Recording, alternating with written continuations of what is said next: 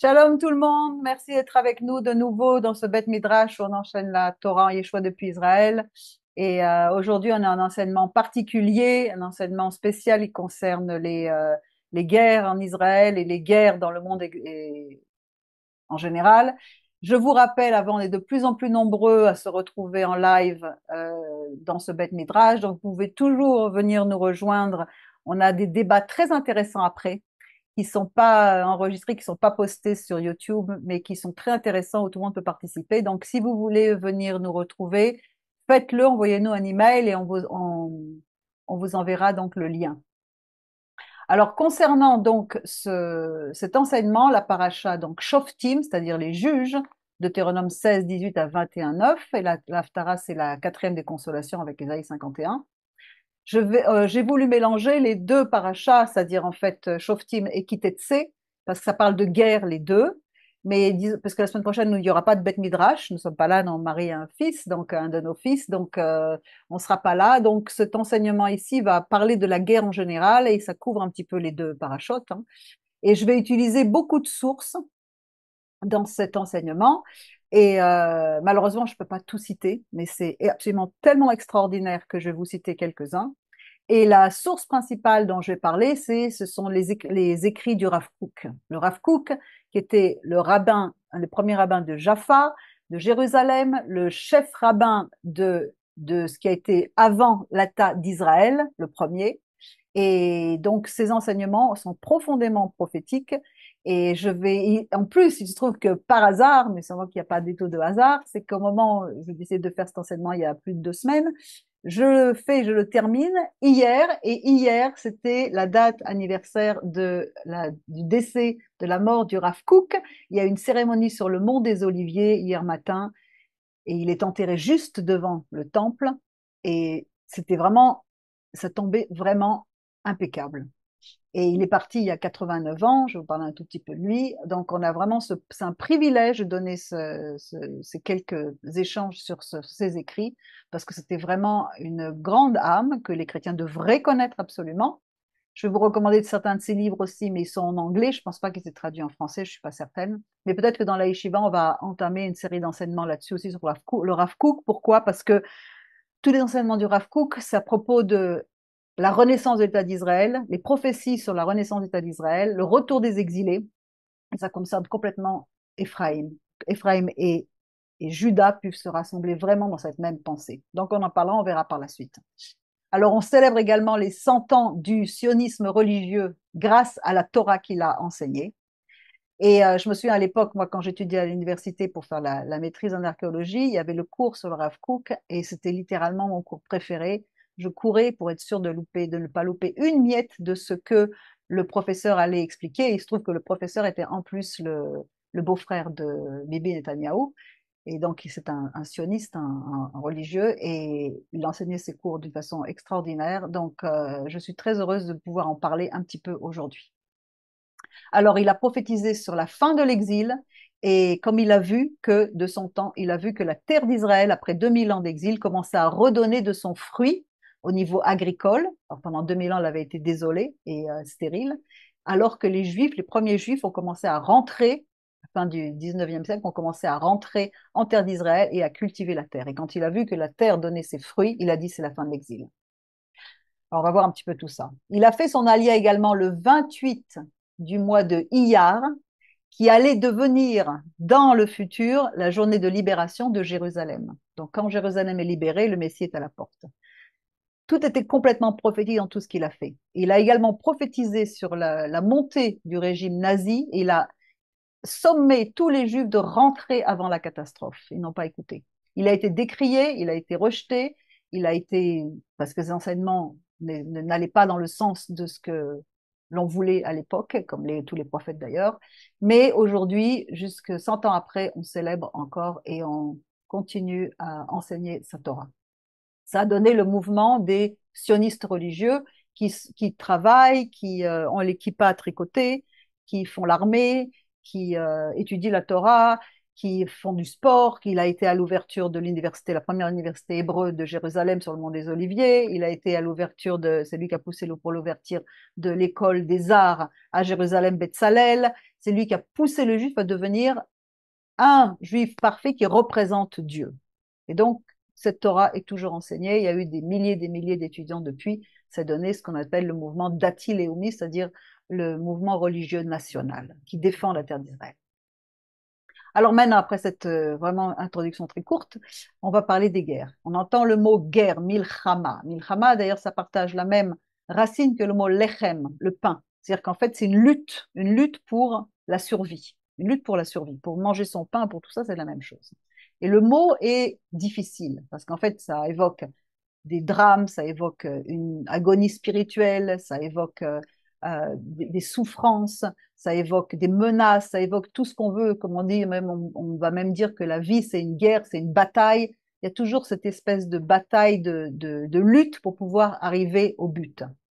Et donc les hommes se battent les uns entre les autres et tout, c'est un mot qui a une connotation terrible. D'ailleurs, pour aller dans ce sens, je vous cite un passage, je vous ai dit, je vais citer plusieurs sources, hein. Donc je vais citer un passage d'un des étudiants du Rav Kook, qu'on appelait le Nazir, et qui exprime dans le rouleau de la paix et de la guerre, qui exprime ainsi, la guerre est un crime de massacre. Toute la construction dans laquelle les nations vivantes sont engagées, leur puissance et leur essence s'enracinent dans la guerre. Il n'y a pas une génération qui n'ait pas connu de petites ou de grandes guerres. Et lorsqu'une guerre se termine, les préparatifs de la suivante commencent immédiatement. La guerre, c'est le grand fléau de l'humanité dans notre génération et dans toutes les générations. Les meurtres de masse ont tué des multitudes d'âmes, souvent les meilleures de l'humanité. Ils laissent de nombreux êtres humains malades et blessés, handicapés à vie. Si vous saviez le nombre de jeunes gens aujourd'hui qui ont fait l'armée, qui sont handicapés, qui ont plus de mains, plus de jambes, plus de bras, plus de yeux, c'est incroyable. Ils détruisent les créations culturelles, regardez ce qui s'est passé en Irak, les beaux bâtiments et les institutions élevées à la littérature et de l'art. Et celui qui continue à tuer, à assassiner et à anéantir est considéré comme le victorieux, celui qu'on félicite, le héros. Et dès le jour où un soi-disant traité de paix est établi, les préparatifs de guerre reprennent. Les blessés guérissent, les ruines se reconstruisent, la nourriture est stockée pendant que les nations renforcent leur infrastructure pour créer et stocker davantage d'armes de guerre et des trésors d'argent plus importants. Ceci jusqu'à ce qu'elles soient de nouveau prêtes à accomplir le commandement de la guerre pour le meurtre, la tuerie, la ruine, afin de détruire l'humanité. Donc ça, c'est un premier passage qui nous montre qu'effectivement, la guerre, c'est pas cool du tout, c'est pas drôle du tout.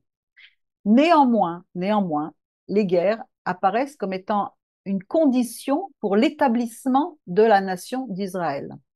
On voit dans Deutéronome 20, quand tu sortiras pour faire la guerre à tes ennemis, et que tu verras des chevaux et des chars, des peuples fiers et des gardes plus forts que toi, ne les crains pas, car tous sont comptés comme un seul cheval et un seul char devant le Seigneur ton Dieu, dont la Memra, la parole, je suis en train de lire la traduction du Targum ici, dont la parole de Dieu a été ton secours lorsqu'il t'a fait sortir du pays d'Égypte en te rachetant. Je vais utiliser que la traduction pratiquement du Targum ici. Dans la paracha de la semaine, on apprend également à propos des juges. Shoftim, c'est le nom de la paracha, ça veut dire les juges, qui doivent être nommés pour établir la nation et pour la préparation à la guerre. Alors là, je reprends une partie des études qu'il y a dans la Yeshiva, dans la paracha Shoftim, pour ceux qui l'ont. La fonction principale des juges était d'assurer le respect de la justice dans chaque ville.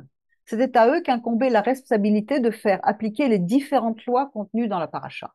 L'élection d'un roi, les droits des Cohen et des Lévites, l'éradication de l'idolâtrie, les lois qui concernaient les prophètes, la désignation des lois de refuge, les lois de la guerre, et le dernier, c'était les lois de la génisse au cou brisé. On ne développe pas tout ça ici, mais on parle de la guerre. De plus, en arrivant en terre promise, les Bnei Israël devaient accomplir 3 commandements. Nommer un roi, détruire la nation d'Amalek, construire le temple. Et ces 3 commandements sont liés, parce qu'en fait, pour détruire Amalek, il faut un roi, comme on voit dans 1 Samuel 15. Samuel dit à Shaoul, l'Éternel m'a envoyé pour toindre comme roi sur son peuple, sur Israël. Maintenant, écoute les voix des paroles de l'Éternel. Ainsi dit l'Éternel des armées, j'ai considéré ce que Amalek avait fait à Israël, comment il se plaça contre lui sur le chemin quand il montait d'Égypte. Va maintenant et frappe Amalek. et vous détruirez entièrement tout ce qui est à lui, tu l'épargneras pas, tu feras mourir les hommes, les femmes, les enfants, ceux qui t'aident, les bœufs, les moutons, les chameaux et les ânes. Un passage difficile, mais qui ne parle pas des choses physiques également, mais le mal s'est répandu partout de telle façon qu'il imbibe toutes les âmes, même celles des animaux. Et ce n'est qu'après la destruction d'Amalek que David a pu élaborer les plans du temple. Dans 2 Samuel 7, il nous dit, quand le roi habita dans sa maison et que tout autour l'Éternel lui donnait du repos de tous ses ennemis, il arriva que le roi dit à Nathan le prophète, regarde, je te prie, moi j'habite dans des maisons de cèdre et l'arche de Dieu habite sous des tapis. Et Nathan dit au roi, va, fais tout ce qui est dans ton cœur car l'Éternel est avec toi. Et dans 1 Samuel 8, il dit, en ce jour-là, vous crierez à cause de votre roi, que vous serez choisi, mais l'Éternel ne vous exaucera pas en ce jour. Le peuple refusa d'écouter la voix de Samuel. Ils dirent, non, mais il y aura un roi sur nous, et nous serons nous aussi comme toutes les nations, et notre roi nous jugera, il sortira devant nous et conduira nos guerres. C'est-à-dire qu'en fait, il voulait remplacer Dieu. C'est Dieu qui conduit les guerres, mais là, ça devait être le roi. Donc, voyez un petit peu ces lois sur les guerres. Deutéronome 20, 1, 2, je reprends. Quand tu sortiras pour faire la guerre contre tes ennemis, que tu verras les chevaux et des chars, un peuple plus nombreux que toi, tu n'auras point peur d'eux. Car l'Éternel qui t'a fait monter du pays d'Égypte est avec toi. Il arrivera que lorsque vous vous approcherez pour le combat, le sacrificateur s'approchera et parlera au peuple. Avant de partir pour une guerre, et jusqu'à aujourd'hui c'est pareil, une guerre ordonnée par Hachem ou par les hommes, on verra la différence, un Kohen était nommé pour parler, pour encourager le peuple, ce qui se passe toujours aujourd'hui. C'était un prêtre de guerre comme Pinchas. On l'appelait le Kohen oint pour la guerre, Mashuach Milchama, car il avait été consacré par l'huile d'onction afin d'enseigner les commandements relatifs à la guerre au peuple. Alors il était revêtu des 8 vêtements, comme le Kohen Gadol. Il consultait les Urim et les Tumim. Il les portait au cours de la bataille. Bon, aujourd'hui, il ne le porte pas parce qu'il n'y a pas de Kohen Gadol, mais il y a un Kohen qui, pareil, il y a un Kohen qui encourage les soldats. Un deuxième Kohen le suivait, répétait à haute voix les paroles du premier pour que tous les entendent. Il s'adressait au peuple à 2 reprises, aux frontières, c'est-à-dire avant Gaza, on va mettre ça avec notre temps, avant que l'armée soit effective, puis sur le champ de bataille. Il lisait aux hommes les versets de la Torah et certains étaient disqualifiés, ceux qui ne pouvaient pas aller dans la guerre, c'était ceux qui n'avaient pas encore habité leur maison récemment acquise, parce que le nouveau propriétaire, il avait ses pensées préoccupées par cette maison qu'il ne pourrait pas habiter. Ceux qui n'avaient pas encore bénéficié du fruit de leur vigne, mais on verra que c'est allégorique tout ça. Tous ces efforts pour planter cette vigne seraient en vain s'ils venaient à mourir. Ceux qui étaient fiancés, le fiancé pensait à son mariage qui n'aurait jamais lieu. Celui qui avait peur, il s'agit de celui qui sait qu'il a commis des péchés, qui craint pour le châtiment, parce que ceux qui sont justes n'ont pas à craindre la mort au combat. Et ensuite, on voit par exemple que Gidéon, c'est ce qu'il a fait. Il a dû séparer une partie de la troupe. Ceux qui se mettaient à genoux avaient l'habitude de s'agenouiller devant les idoles, donc ils ne pouvaient pas être aptes au combat. Et d'une façon allégorique, la maison, ça représente l'édifice de la foi qui nous abrite. La vigne, ça désigne les mitzvot, qui fructifient et nous enrichissent spirituellement. La femme, ça symbolise la Torah, qui est notre compagne, et seuls les hommes qui sont protégés par la foi, les mitzvot, la Torah, sont réellement préparés au combat contre les désirs constamment présents en chacun de nous. Après cette épuration du rang des combattants, la première des paroles qui étaient prononcées par le Kohen, c'était le Shema Israël. La foi en cette proclamation qui est le garde-fou de toute idolâtrie. Shema Israël, vous vous approcherez aujourd'hui pour livrer bataille à vos ennemis, que votre cœur ne faiblisse point, ne craignez point, ne soyez point alarmés, ne soyez point épouvantés devant eux. Pourquoi? Parce qu'il n'y a qu'un seul Dieu, on le sait. D'ailleurs, les démons le savent, ils tremblent. Okay, dans Jacques, c'est écrit. Et quand on dit le Shema Israël Adonai Eloheinu Adonai Echad, le verset commence par un Shin, Shema, se termine par un Dalet, Echad, et ça forme le mot Shed, démon, qui signifie que celui qui récite le Shema Israël est délivré des esprits destructeurs. La guerre était gagnée d'avance avec cette proclamation. C'était l'acceptation du joug divin, la vérité de sa Torah. Tout combat spirituel est gagné d'avance si on est vraiment ancré dans la Torah et dans les plans de Dieu. Le Kohen encourageait l'armée par 4 phrases qui correspondaient à 4 tactiques de l'ennemi et qui correspondent également à 4 défaillances d'Israël. Par exemple, les ennemis frappaient leurs boucliers fortement l'un contre l'autre. On leur dit que votre cœur ne faiblisse point. C'est-à-dire, à l'écoute de ce vacarme.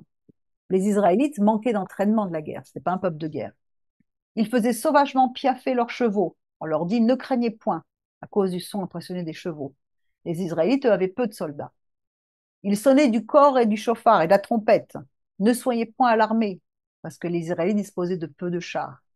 Ils poussaient des cris de guerre terrifiants. Ne soyez pas épouvantés devant eux. Les Israélites, c'était un peuple paisible, ils étaient habitués à la prière, à l'étude, mais pas à la guerre. D'ailleurs, c'est pour ça que quand ils sont sortis d'Égypte, ils ont fui devant les Philistins, ils sont allés se réfugier dans les collines de Jude et Samarie. Mais l'Éternel des armées combattait pour eux, parce que c'est un puissant guerrier. Il s'appelle Ish Milchama, l'homme de guerre. Deutéronome 20 nous dit, car l'Éternel votre Dieu marche avec vous pour combattre pour vous contre vos ennemis, pour vous sauver. Et dans Exode 15, 3, il nous dit, l'Éternel est un homme de guerre, Ish Milchama, l'Éternel est son nom. Mais avant toute la guerre et avant tout ça, d'abord, on appelle les peuples à la paix. Deutéronome 20, 10, quand tu approcheras d'une ville pour lui faire la guerre, tu l'inviteras d'abord à la paix.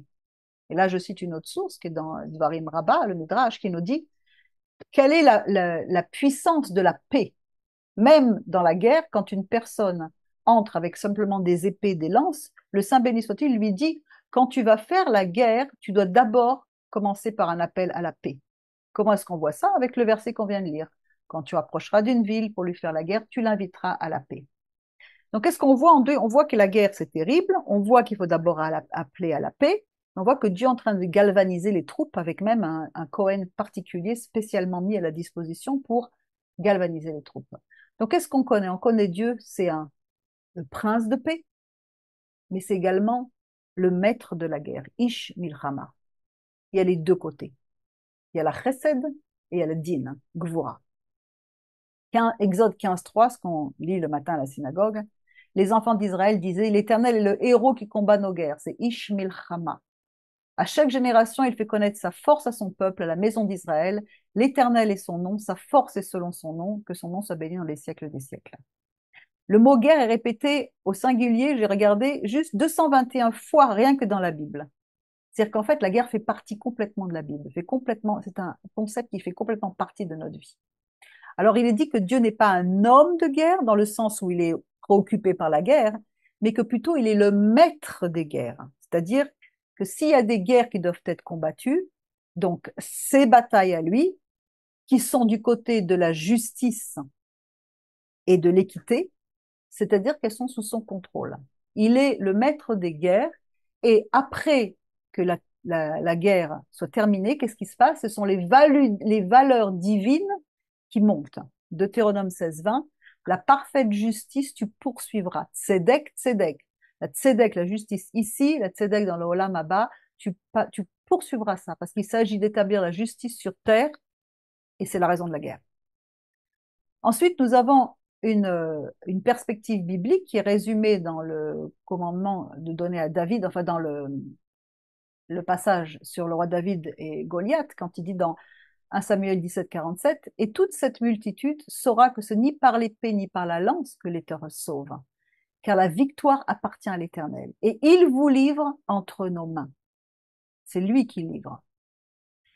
Donc tout le succès de ce qu'on peut entreprendre, et même aujourd'hui les guerres aujourd'hui, ça vient de Dieu. Mais seulement Israël doit combattre. C'est lui qui fait, mais il a besoin de son bras physique sur cette terre, et Israël doit combattre. C'est pour ça que Josué, il lui a dit, dans Josué 1:2, Moshe, mon serviteur, est mort. Maintenant, lève-toi, traverse ce Jourdain, toi et tout ce peuple, pour aller dans le pays que je leur donnerai aux enfants d'Israël. Je vous donne tous les lieux que foulera la plante de vos pieds, comme je l'ai dit à Moshe. Votre territoire s'étendra depuis le désert et ce Liban jusqu'au grand fleuve, l'Euphrate, tous les pays des Hittites jusqu'à la grande mer au coucher du soleil, la grande Israël, l'Israël biblique, de l'Euphrate au Nil. Vous aurez pour territoire depuis le désert et le Liban jusqu'au grand fleuve, le fleuve de l'Euphrate, tout le pays des Hittites, des Hittiens, jusqu'à la grande mer vers le soleil couchant. Aucun homme ne se tiendra devant vous tous les jours de votre vie, de même que ma parole a été au secours de Moshe, de même ma parole sera à votre secours. Je ne vous abandonnerai pas, je ne vous rejetterai pas. Donc il est très clair qu'il y a une guerre qui est commandée par l'Éternel, que Israël doit combattre, mais avec le Seigneur comme bouclier. Maintenant, je vous partage des portions de textes des œuvres de Rabbi Avraham Yitzhak Cohen Cook, et qui a donc donné un chapitre entier, notamment c'est dans le livre War and Peace, c'est-à-dire je ne sais pas s'il traduit en français, La guerre et la paix de Rabbi David Samson et Tzvi Fishman, et dans son livre, Oroth aussi, le Rav Abraham Cook dédie tout un chapitre qui explique que la guerre, c'est une partie intégrale dans le processus de rédemption d'Israël. Il écrit: lorsqu'il y a une grande guerre dans le monde, le pouvoir du Mashiach, le Messie, se réveille. Le temps de l'oiseau chanteur, il parle d'un oiseau chanteur, Zamir, est venu, l'arrachage des tyrans. Les méchants sont effacés du monde, le monde devient plus parfait et la voix de la tourterelle se fait entendre dans le pays. Et là, il l'a pris d'un verset de Cantique, 2:11, qui dit: car voici l'hiver est passé, la pluie a cessé, elle s'en est allée, les fleurs paraissent sur la terre, le temps de chanter est arrivé et la voix de la tourterelle se fait entendre dans nos campagnes. Le figuier embaume ses fruits et les vignes en fleurs exhalent leur parfum. Lève-toi, mon ami, ma belle, et viens. Donc, cet oiseau qui chante, c'est en fait, ça veut dire chanter, mais ça veut dire également émonder, couper. Qu'est-ce qu'on voit? C'est que pendant les guerres, tout ce qui s'est passé, beaucoup de vilains ont été émondés. Hitler, Pharaon, Staline, aujourd'hui ça va être le Hamas, le Hezbollah, l'Iran. Tout ça, c'est fait pour nettoyer. C'est-à-dire qu'en fait, la guerre, comme dit le Rav Kook, la guerre déracine la tyrannie, et cet oiseau qui chante, qui est une métaphore pour la nation d'Israël, elle commence à retourner à sa juste place et elle chante. Qu'est-ce que ça veut dire? Sa compréhension, ça vient du point de vue que tout le monde entier, toute l'histoire du monde entier est en fait subordonnée au processus de développement de la nation d'Israël. D'ailleurs, les sages enseignent que le monde a été créé pour Israël. Pour Israël, c'est donc tout le concept de ce qui appartient à Dieu. Deutéronome 32:8 nous dit très clairement, encore une fois c'est du Targum, hein, lorsque le Très-Haut donna le monde en héritage aux nations issues des enfants de Noé, lorsqu'il eut réservé leur système d'écriture et leur langue à l'humanité dans la génération du partage, de la division, lorsqu'il tira au sort avec les 70 anges les chefs des nations avec lesquels il s'était révélé pour qu'ils voient la ville, et lorsqu'il fixa les frontières des nations d'après le nombre des 70 âmes d'Israël qui descendirent en Égypte. Le Très-Haut donna le monde en héritage aux nations issues des enfants de Noé. Donc c'est le pseudo Jonathan, Targum pseudo Jonathan. Donc ça a été délimité en fonction de la nation d'Israël. Donc avec toute cette perspective, ce qu'on essaie d'expliquer, c'est que les guerres, en fait, elles viennent pour avancer le processus de rédemption d'Israël, et donc aujourd'hui, a fortiori, de ce qui se passe en terre d'Israël, qui concerne aujourd'hui, pour l'instant, que les Juifs. Par exemple, si vous regardez ce qui s'est passé après la Première Guerre mondiale, on a eu la déclaration de Balfour, qui a été justement, Sa Majesté voit d'un œil favorable la création d'un foyer national juif pour les Juifs. Ça a été, les Juifs ont commencé à lever la tête après 2000 ans. Ils allaient avoir un foyer national, on ne disait pas encore d'État. Quand il y a eu, après la Deuxième Guerre mondiale, qu'est-ce qui s'est passé? La création d'État d'Israël. Israël est rentré dans ses frontières, Ésaïe 66 a été réalisé. Quand il y a eu la guerre des 6 jours, on a récupéré Jérusalem, la Judée, Samarie, toutes les frontières bibliques d'Israël. Et aujourd'hui, c'est pareil. La guerre qui est en train de se mener, qui s'est agrandie depuis le 7 octobre, va nous ramener à la rédemption encore une fois.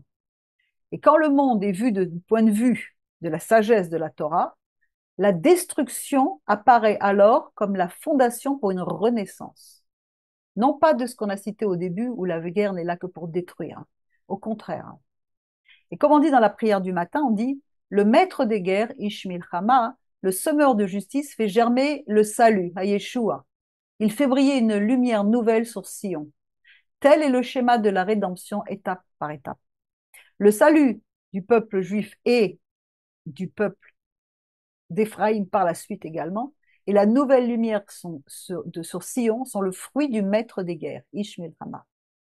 Et Rav Kook a écrit: tout cela découle du maître des guerres, qui sème la destruction dans le pays pour faire jaillir la lumière de la justice et de la sainteté. Ça, c'est dans la lettre de Rabbi Kook. Alors, on a également abordé le concept des guerres mitzvah, c'est-à-dire quoi? C'est des guerres qui sont obligatoires, ordonnées par la Torah. Et le Rambam, Maïmonides, définit les choses ainsi. C'est une guerre obligatoire, comme une guerre qui doit sauver Israël de la main de ses ennemis. Ça, c'est dans la loi des rois. Et dit clairement la guerre, donc c'est pour nous sauver de la main des ennemis. Ce qui veut dire qu'aujourd'hui, ce qui est en train de se passer au Liban, à Gaza, maintenant en Judée-Samarie qui a été déclarée zone de guerre, c'est une guerre obligatoire pour nous délivrer de nos ennemis. Il ajoute que le commandement de la Torah de conquérir la terre d'Israël et de ne pas l'abandonner à la main des autres nations, c'est une mitzvah qui est ordonnée par la Torah, qui nous oblige dans chaque génération. Ça, c'est un supplément au livre Sefer Mitzvot du Rambam. Alors, voyons quelques-unes des lois de Ilchot Milchama de Maïmonide, au chapitre 5, entre autres, hein, il y en a plusieurs. Si un roi surgit de la maison de David, qui contemple assidûment la Torah, observe ses mitzvot tels que prescrits par la loi écrite et la loi orale, comme David, son ancêtre, oblige tout Israël à marcher dans la voie de la Torah, corrige les manquements à son observance et mène les guerres de Dieu, nous pouvons avec assurance le considérer comme un Mashiach, comme le Mashiach. Un roi ne doit pas mener d'autres guerres avant une Milchemet Mitzvah, c'est-à-dire il ne peut pas mener de guerre avant celle qui est obligatoire par la Torah. Et qu'est-ce qui est considéré une guerre obligatoire par la Torah? La guerre contre les 7 nations qui occupaient Eretz Israël, la guerre contre Amalek et une guerre menée pour aider Israël contre un ennemi qui l'attaque. Donc les 7 nations, tout ça, ça reprend d'autres concepts beaucoup plus profonds. Les 7 nations, Amalek, ici Amalek exactement aujourd'hui, tout ce qui cherche à détruire le témoignage de Dieu sur terre est considéré comme Amalek. Tout ce qui cherche à ravir l'héritage divin, dont la terre d'Israël, est considéré comme Amalek aussi, doit être détruit. Ensuite, après, il pourra seulement mener une Milchemet Reshut, c'est-à-dire une guerre permise, c'est-à-dire une guerre menée avec d'autres nations afin d'étendre les frontières d'Israël ou d'accroître sa grandeur, sa réputation. Ce n'est pas du tout le cas ici, hein, puisqu'au contraire, on n'est même pas dans nos frontières. Donc ça ne nous concerne pas. Ici, pour l'instant, on est dans une guerre obligatoire.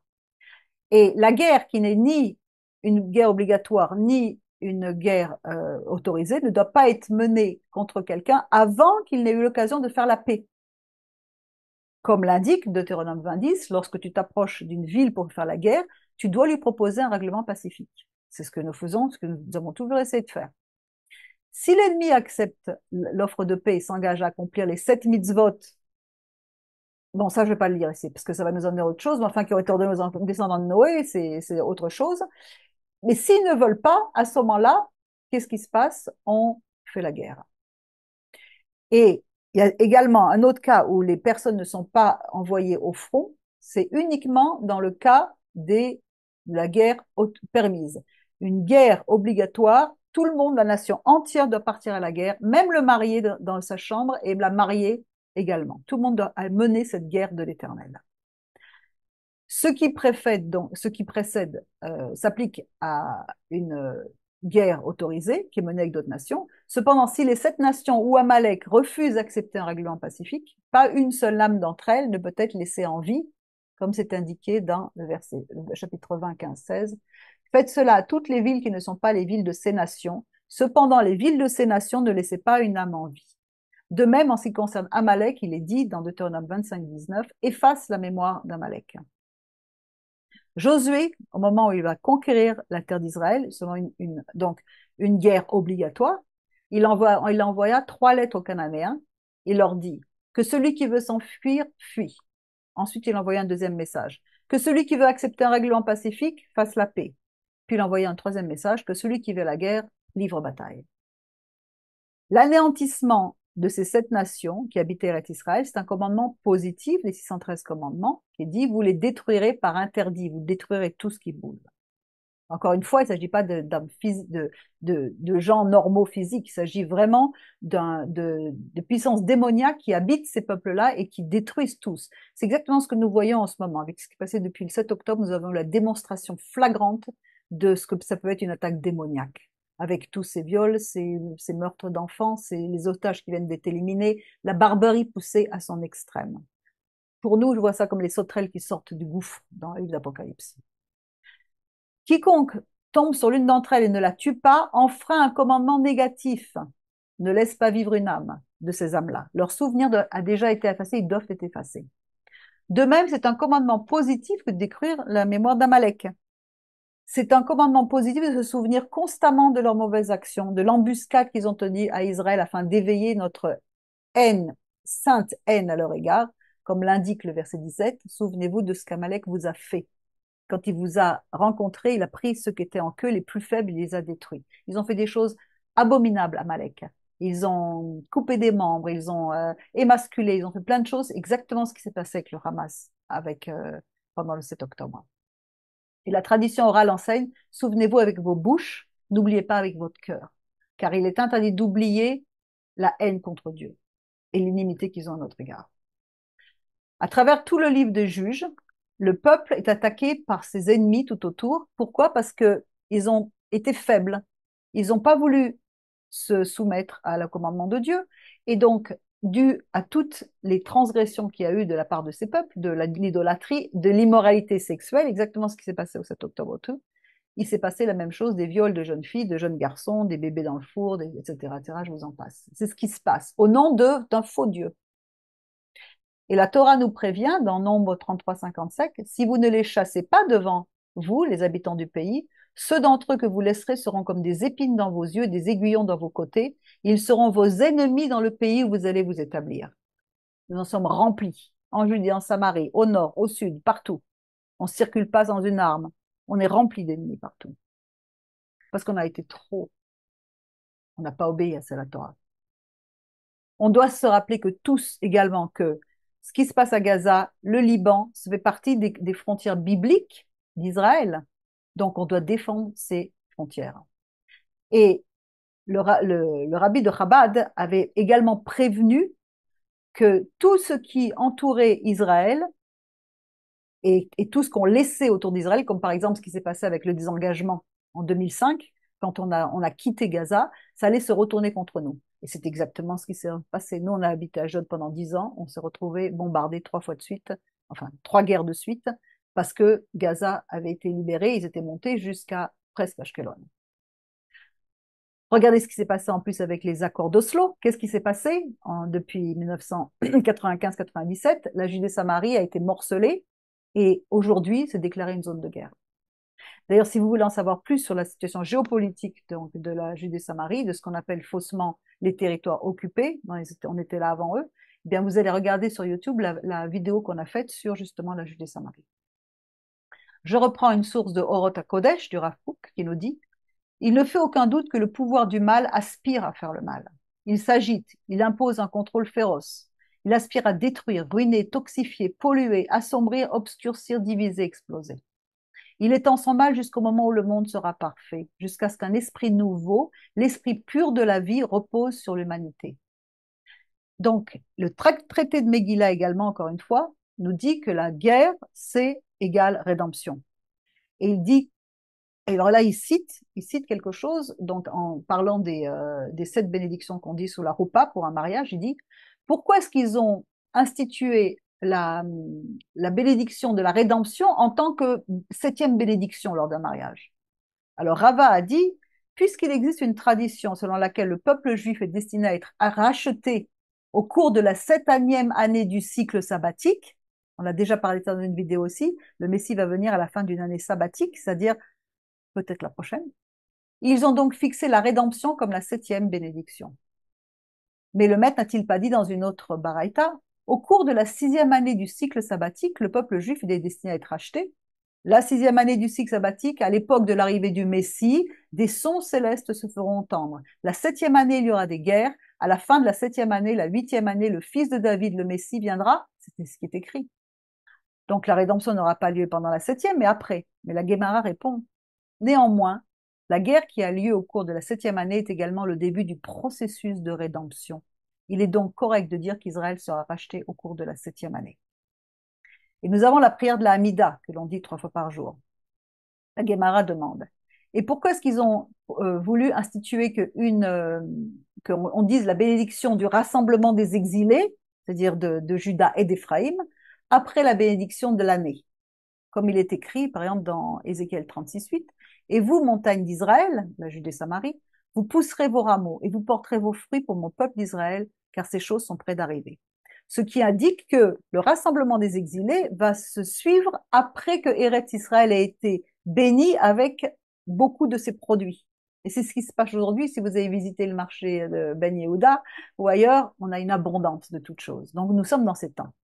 Et c'est une fois que les exilés vont être ramenés, le jugement va être lancé contre les méchants. Comme il est écrit dans Ésaïe 1, 25, je porterai ma main sur toi, je fondrai tes scories comme avec de la potasse et j'enlèverai toutes tes parcelles de plomb. Et juste après, il est écrit, je rétablirai tes juges, Shoftim, c'est le nom de la paracha, tels qu'ils étaient autrefois, et tes conseillers tels qu'ils étaient au commencement. Après cela, on t'appellera ville de la justice, cité fidèle. C'est pour cela que la bénédiction de la restauration des juges vient après la bénédiction, dans les 18 bénédictions, de rassemblement des exilés. Et encore une fois, maintenant, je vous partage encore un autre enseignement sur le Rav Kook, cité cette fois-ci par un autre rabbin, du Mahon Meir, anglophone, le Rabbi Arishvat, qui dit comme ça. Et un des traits de Dieu, c'est la gvura, la force, la rigueur, la justice. Sur l'arbre de vie, vous avez la chesed à droite et vous avez la gvura à gauche. Donc, on doit comprendre qu'est-ce que c'est que ce concept kabbalistique ou cet attribut divin de Gvura. Et le Rav Yosef Albon, dans son livre Sefer HaIkar, il vivait il y a environ 650 années, il dit quelque chose de très beau. Il dit, nous savons que la deuxième bénédiction, toujours dans la Hamida, est appelée Gvurot. Gvura au singulier, Gvurot au pluriel, c'est-à-dire que les rigueurs. La Gemara dans le Sefer Tanit nous dit, Dieu, tu es fort, à ta gibor, Gvura, c'est la même racine. Tu ressuscites les morts, tu guéris les malades, etc. Et le Rav Yosef Albon continue et il explique que la force de Dieu, c'est exactement l'opposé de celle de l'homme. C'est-à-dire, si on demande à quelqu'un de dessiner une image d'un héros, on va le voir avec un muscle, Superman, etc., etc. Mais pour Dieu, c'est pas du tout ça. La Gvura, la force de Dieu, c'est l'opposé. Dieu, tu es fort, c'est pas que tu tues ceux qui sont vivants, mais tu ressuscites ceux qui sont morts. C'est pas que tu envoies les malades à l'hôpital, c'est que tu guéris les malades. C'est-à-dire qu'en fait, qu'est-ce que c'est? Qu'est-ce que Dieu fait? La force de Dieu, la Gvura, elle donne la vie. Elle prend pas la vie. Donc, le fait de tuer, ça va donner la vie. C'est pour ça que tous les héros du Tanakh sont tous forts, giborim comme ça, pour donner la vie, pour libérer les autres de l'oppression des méchants. Et c'est ce que nos soldats font. Ils tuent pour sauver des gens, des otages, une population. Ça peut être très paradoxal, mais c'est la vérité. Ils ne tuent pas pour tuer, ils tuent pour donner la vie. Alors que nos ennemis, eux, ils tuent pour tuer. Et plus ils tuent de juifs, mieux ils se portent. Plus ils vont donner un nom à une rue, un nom d'un terroriste à une rue, plus on tue de juifs, plus on va avoir une place publique, on va avoir ceci, on va devenir le héros parce qu'on aura du sang juif sur les mains. Mais ce n'est pas le cas de Tsahal ni d'Israël. Notre armée, c'est une armée de défense, Haganah à l'Israël. C'est pas une armée d'attaque. C'est une gvura, une force qui donne la vie. On tue, mais on n'assassine pas. Alors qu'il est écrit dans les 10 commandements, tu n'assassineras pas. Il n'est pas écrit tu ne tueras pas. Il est écrit tu n'assassineras pas. Le tirtsar. L'otarog, c'est pas à tuer. Donc, quand on tue, c'est pour libérer le peuple. On fait pas comme le Hamas qui assassine littéralement les gens. Et ensuite, le Rav Kook, il donne encore beaucoup d'autres points positifs qui sortent de l'état de guerre. Et le premier, c'est qu'il dit qu'en fait, et à l'époque il écrivait dans le contexte de la Première Guerre mondiale, hein, puisqu'il n'a pas connu la Seconde, il disait qu'il fallait rétablir la justice, c'est-à-dire qu'il fallait que quand une nation est envahie par une autre nation, il est tout à fait normal de lutter pour récupérer sa nation. Un des traits de caractère de Dieu, c'est la justice. Un de ses 13 attributs, c'est la justice. L'armée d'Israël rétablit la justice. Qu'est-ce qu'il y a de plus apaisant dans le cœur de ceux qui ont été spoliés, de ceux qui ont vu des enfants morts et tout, que quand la justice est faite? Ça nous apporte à tous une paix. Donc, la guerre qui se passe en ce moment, c'est pour rétablir la justice. En plus, il dit, on doit défendre l'honneur du peuple. Quand il y a des jeunes femmes, des jeunes hommes, des enfants, des vieillards qui sont massacrés, qui sont torturés, qui sont affamés, qui sont violés, on doit défendre leur honneur parce que c'est notre peuple. C'est notre peuple. On a besoin. Si par exemple en Israël, il y a haine d'avoir casé, il n'y a pas de chose comme ça que quelqu'un se fasse attaquer dans la rue et personne ne se lève. Ça n'existe pas chez nous. Ça existe dans d'autres pays. Mais ici, la moindre personne qui se fait attaquer dans la rue, il y a tout le monde qui vient. Et, et ceux qui ont une arme, ils défendent avec l'arme. C'est même un commandement. Vous ne pouvez pas porter d'arme si vous n'êtes pas là pour défendre un citoyen. Ça fait partie du peuple qui a été modelé dans la Torah. On se défend les uns les autres, on est responsable pour notre prochain. Il est écrit, tu ne te tiendras pas devant le sang de ton prochain. On n'a pas le droit de ne pas se lever pour défendre quelqu'un qui est attaqué. C'est interdit dans la Torah. On doit également racheter les kidnappés, ceux qui ont été enlevés. C'est un commandement de la Torah. Donc l'armée est en route pour défendre le peuple, pour racheter les otages, pour ramener les otages et pour protéger le reste de la population de ces démons. Troisième point, c'est l'amour d'Israël. Ça s'appelle Ahavat Israël. Qu'est-ce que c'est ça? C'est une des prières qu'on dit aussi le matin. C'est en fait, c'est de savoir Israël. Qu'est-ce que c'est qu'Israël? C'est le pays que Dieu a créé. Donc, on aime notre pays, on aime notre drapeau, on aime notre peuple, on aime Israël. C'est pour ça qu'on le défend, c'est pour ça qu'on le chérit, parce que c'est le piédestal de Dieu. Quand, par exemple, on est à l'extérieur, qu'on rencontre d'autres Israéliens ou même d'autres Juifs d'ailleurs, pouf, tout de suite, il y a une osmose qui se fait. Automatiquement, parce qu'on fait partie de la même âme. Et a fortiori, si d'autres peuples vivent cette dimension, a fortiori si le peuple élu, c'est-à-dire dans le sens où il doit porter le nom de Dieu et proclamer la lumière, il y a un rôle énorme à jouer pour Israël, donc on doit défendre Israël. Il nous dit dans Ésaïe 42,6, moi l'Éternel, je t'ai appelé pour le salut, à Yeshua. Je te prendrai par la main, je te garderai, je t'établirai pour traiter alliance avec le peuple, pour être la lumière des nations. Yeshua. Il dit, c'est peu que tu sois mon serviteur pour relever les tribus de Jacob, Judas, et pour ramener les restes d'Israël, Éphraïm, je t'établis pour être la lumière des nations, pour porter mon salut, Yeshua Ti, jusqu'aux extrémités de la terre. Et c'est repris dans Acte 13, 47. Car ainsi nous l'a ordonné le Seigneur, je t'ai établi pour être la lumière des nations, pour porter le salut jusqu'aux extrémités de la terre. Et dans Romains 9, il nous est dit, pour cet amour d'Israël, le peuple d'Israël, ils ont été faits enfants de Dieu, la Shrina est avec eux, les alliances sont les leurs, le don de la Torah, le service du temple, les promesses, les patriarches sont les leurs, et c'est d'eux, en ce qui concerne la descendance physique, qu'est venu le Messie qui est au-dessus de tout, loué soit Hachem pour toujours, Amen. Et si on détruit le peuple juif, qu'est-ce qu'on fait? On fait un Chilul Hachem, une désacralisation du nom d'Hachem, parce que le peuple d'Israël est la façon dont Dieu se dévoile sur cette terre. Et nous avons une obligation de nous tenir pour Dieu, pour son peuple, pour son pays, parce qu'il est appelé le Dieu d'Israël. Hachem Eloké Israël. Il est le Dieu d'Israël. Et c'est pour cela qu'on voit tous ces héros dans la Bible qui défendaient toujours au nom du Dieu d'Israël. Comme il a David et Goliath quand il a dit, moi je viens au nom de Dieu, parce que toi tu as insulté le Dieu d'Israël. Et si pardon, on résume ces 6 points qu'on vient de mentionner, on a la justice. Si quelqu'un vous attaque, c'est normal de répondre. Deuxièmement, la fierté, défendre l'honneur du peuple. Troisièmement, l'amour d'Israël. Si un frère est dans le malheur, on doit le défendre. On est frères et sœurs. Quatrième, c'est donc de pouvoir défendre la terre d'Israël, ce que je dis, le peuple d'Israël. Ensuite, si on le fait pas, ça devient un Chilul Hashem, c'est-à-dire qu'en fait, on profane le nom d'Israël. Et le dernier point, c'est qu'on doit défendre la terre d'Israël. La terre d'Israël, pourquoi? Parce que le Messie revient. Parce que Yeshua vient et qu'en ce moment, il y a des soldats qui meurent, qui donnent leur vie pour que le Messie vienne sur cette terre d'Israël. Parce que la terre, c'est le piédestal. Parce que la terre, c'est le support physique de la bénédiction d'en haut. Parce qu'il faut une Jérusalem physique pour pouvoir recevoir la Jérusalem céleste. Donc il faut une terre d'Israël. Est-ce que le Seigneur va venir régner avec le Hezbollah, avec le Hamas, avec les meurtriers, avec des violeurs, avec des idolâtres? Non. C'est écrit dans Apocalypse 21, 27, il n'entrera chez elle rien de souillé, ni personne qui se livre à l'abomination et en mensonge, il n'entrera que ceux qui sont écrits dans le livre de l'agneau.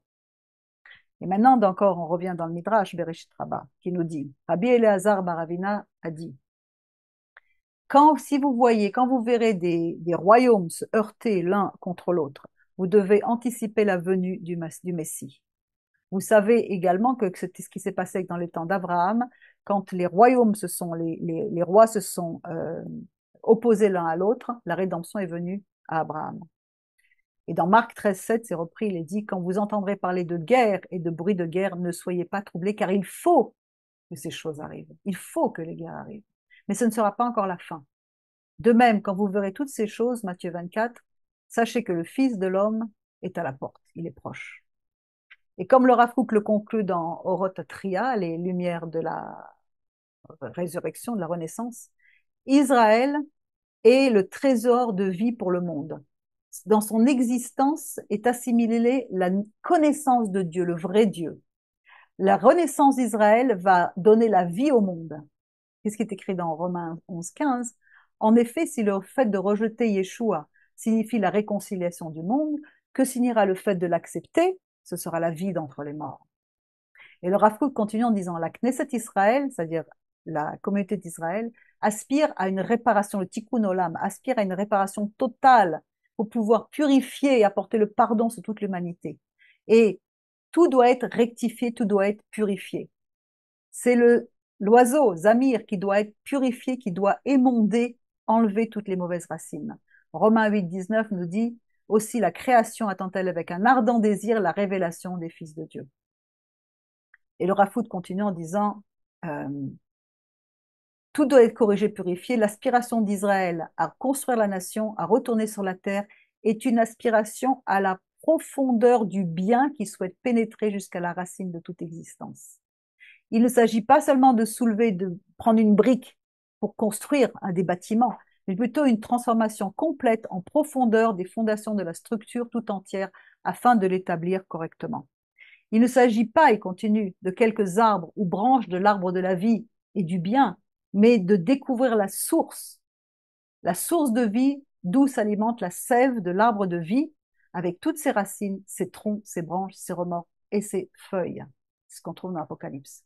De là naîtra un esprit de vie, un esprit nouveau et un monde nouveau sera construit. Ésaïe 65,17 nous dit, car je vais créer de nouveaux cieux et une nouvelle terre. On ne se rappellera plus les choses passées, elles ne reviendront plus à l'esprit. C'est repris dans 2 Pierre 3,13, mais nous attendons, selon sa promesse, de nouveaux cieux et une nouvelle terre où la justice habitera. Et je vais terminer avec quelques sources encore. Rabbi Ishmael avait l'habitude de dire, dans Yalkut Shimoni, c'est écrit, les enfants d'Ishmaël sont destinés à mener 3 guerres tumultueuses à la fin des temps. Comme il est dit, car ils ont fui devant les épées, devant l'épée tendue. Ésaïe 25,15. Une dans l'océan, une sur la terre ferme et une dans Jérusalem. Et le fils de David s'épanouira, le Messie, et verra la perte ishmaélite de chacune de ces guerres. De là, il viendra en Eretz Israël. Il est écrit que dans les derniers temps, nous sommes dans le 4e exil d'Édom, qui comprend l'exil d'Ishmaël, celui dans lequel nous vivons depuis des années et depuis le 7 octobre qui s'est complètement révélé. C'est l'exil le plus dur et le dernier. Quand cet exil-là va être terminé, à ce moment-là, le fils de David va venir. Donc ce midrash suggère que les batailles initiées par Ishmaël seront un élément central du retour des enfants d'Israël sur la terre d'Israël. En ce moment, va revenir beaucoup Juda, mais un jour reviendra venir également Ephraïm. Et je termine avec un texte magnifique d'une étude d'Éric Elbaz sur les guerres, qui dit « Nous sommes suivant le calendrier hébraïque dans l'année 5784 de la création, qui, suivant la tradition, a une durée limitée à 6000 ans. 6000 ans étant accordés à l'humanité pour réaliser le projet d'existence voulu par Dieu, à savoir rétablir l'homme véritable, l'être authentique, sans la guerre. Cette mission ô combien essentielle nous a été durement rappelée en cette année 5784, cette année dans laquelle nous sommes en ce moment, 2024. En effet, le petit nombre, là il parle de la gématria, 5784, 5784, c'est égal à 24 ou encore 25 moins 1, qui fait référence aux 25 lettres de la première phase du Shema Israël, qui proclame l'unité de Dieu, auquel on retranche 1 pour montrer le non-rétablissement de l'unité par l'homme. C'est pas encore 1. On n'est pas encore dans Jean 17 où tout redevient 1. Devant son incapacité totale à pourvoir instaurer l'unité, L'humanité est donc entrée à partir de cette nouvelle année dans l'ère de Gvoura. On retourne dans la rigueur divine, la justice divine. C'est-à-dire qu'en fait, les jugements qui tombent par les guerres, c'est ce que nous dévoile la Gematria de 6000 moins 5784, qui est égale à 216, et c'est la valeur numérique du mot Gvoura. Dans l'autre dénomination, l'autre synonyme, c'est jugement, le jugement du divin.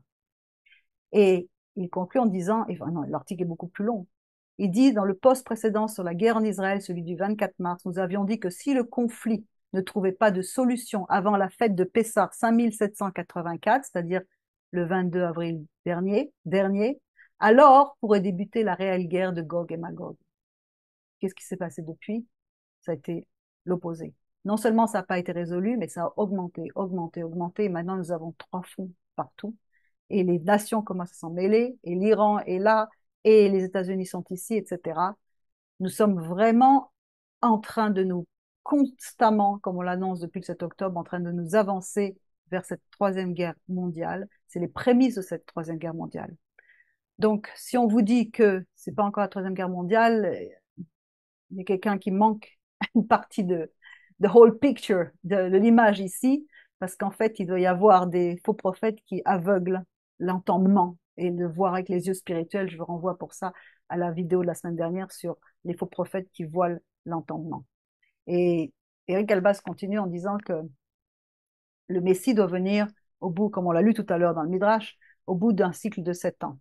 Et donc, si on est dans ce cycle-là, la prochaine Shemitah, le prochain cycle sabbatique, ça va être en 5788. Donc, c'est-à-dire, nous sommes vraiment dans cette fin. Et nous verrons bien si c'est la vérité ou pas, parce que personne ne peut prévoir, mais les calculs sont tous là. Donc, en fait, Hachem ne change pas. Il nous a dit que ce sont les violents qui s'emparent du royaume. On ne négocie pas avec le diable. On l'extermine par la puissance. On rétablit la justice au nom de Yeshua et au nom de Dieu sur la terre d'Israël. Voilà ce que je voulais vous partager. Alors, si ça vous a plu, si vous croyez que c'est juste, partagez, faites un like, que tout le monde voit et qu'on sorte de cette mentalité aussi édulcorée chrétienne de pardonner à ses ennemis, etc., qui sont une interprétation complètement erronée de tout ce qui peut être dit. Les guerres de l'Éternel sont des guerres saintes, ce sont les véritables guerres saintes, les véritables guerres saintes que nous devons maintenant en son nom. Et si vous avez besoin de comprendre plus de choses, venez étudier avec nous la Torah. Vous allez comprendre le plan de Dieu à travers Yeshua, le plan de la Torah, comment elle renouvelle l'esprit, également la Torah de l'âme. Et ça va vous permettre de renouveler toute votre pensée à propos de tout ça et comprendre que aujourd'hui, vous devez être aux côtés d'Israël, aux côtés, même si tout n'est pas parfait, bien entendu, il n'y a jamais eu un homme parfait, donc on n'en sera jamais parfait. Mais ce qui se passe en ce moment, c'est Dieu qui le permet. Et c'est lui qui fait vivre, c'est lui qui fait mourir, c'est lui qui blesse et c'est lui qui guérit. Si vous voulez avoir des nouvelles de Israël, inscrivez-vous à notre lettre de nouvelles sur le site. Vous êtes les bienvenus et rejoignez-nous également à ces bêtes midrash en live. Shalom, merci de votre écoute et à très bientôt.